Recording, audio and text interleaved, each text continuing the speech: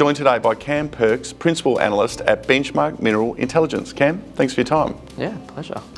You've been covering the lithium sector for 3 years now.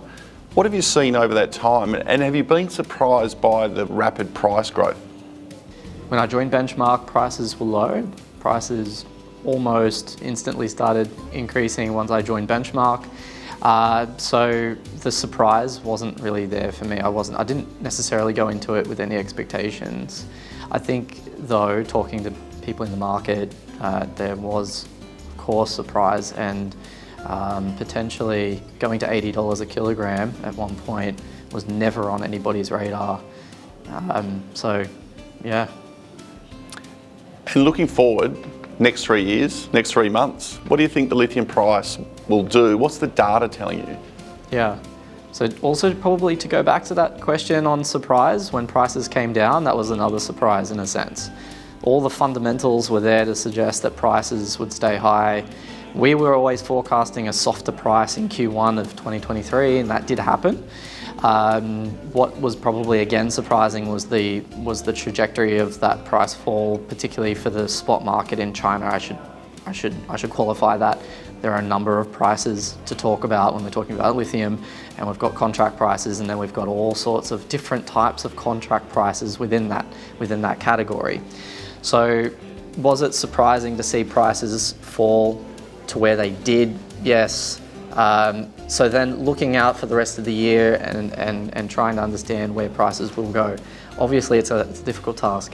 It's one that's fundamentals driven by at some part, in some respects, so supply and demand driven, but it's also driven by other factors that are somewhat fundamentals driven, so inventories, trader activity, but also just psychological factors. So the Guangzhou futures coming in and saying that 2024 is going to be a year for softer prices. There's now an expectation that prices will be softer. It's a self-fulfilling prophecy. Even for the rest of this year, when we actually see a deficit in terms of fundamentals, that does not necessarily translate into higher prices for the rest of the year. At the same time, we have got strong electric vehicle demand, so we're almost floating between positives and negatives. Further negatives, of course, in terms of macroeconomic condition outlook for the rest of the year in China. It's all more or less resulted in a neutral price for us for the rest of the year.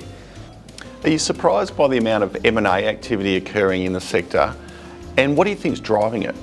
I think that the fluctuations in pricing has led to some opportunities in M&A, and I think that won't necessarily die down. Higher prices have led to increased interest in lithium. Lower prices have led to some opportunities. I think that there's been some opportunistic deals recently, and those will continue. We're also seeing end users come right down the curve in terms of acquiring projects or investing in projects that are at that exploration development phase, when you wouldn't expect them to be getting in that early. Is that something that you are finding your data's showing, that these groups are actually investing because they want that supply and that certainty of supply? Yeah, so looking ahead a couple of years, we are actually forecasting a balanced market.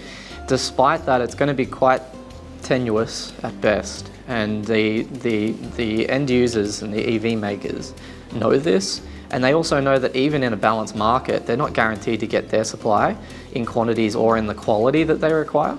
So of course, it's just natural that they're worried about that now, and they're going upstream to secure supply, and in some cases doing it on the behalf of the cathode makers. So that's going to continue. We're seeing some of the downstream manufacturers now looking at DLE as a potential option. Do you think that's going to flatten the cost curve and make it more appealing to those groups?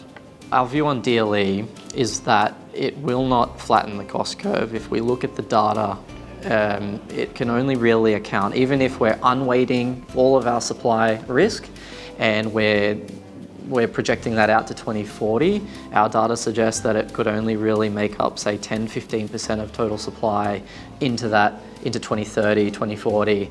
And that's despite some very big names getting involved and oil and gas producers getting involved. They are still limited by, say, the technology, the pace of scaling that technology, implementing DLE, the reinjection process and subsequent dilution. It's all going to limit but not necessarily going to limit the opportunity for DLE. I think that it certainly has a place, a very large and significant place in the future supply makeup for lithium. Lithium, clearly a commodity of focus, not just for yourself, but the wider benchmark group, and certainly a focus to investors. We look forward to following your data and what it tells us going forward. Cam, thanks for your time. Thank you.